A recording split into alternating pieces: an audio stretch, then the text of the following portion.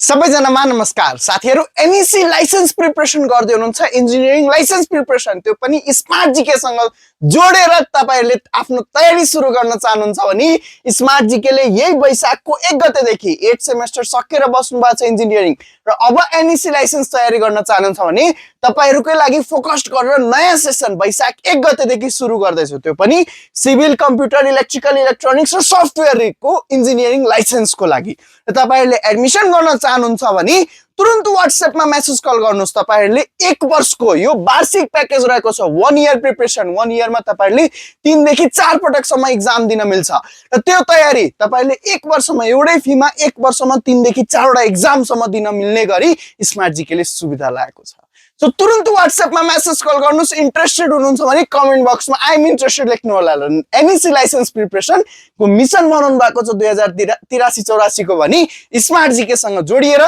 त्यो लाइसेन्सको मिशन आफ्नो पूरा गर्न सक्नुहुनेछ हस्त धन्यवाद।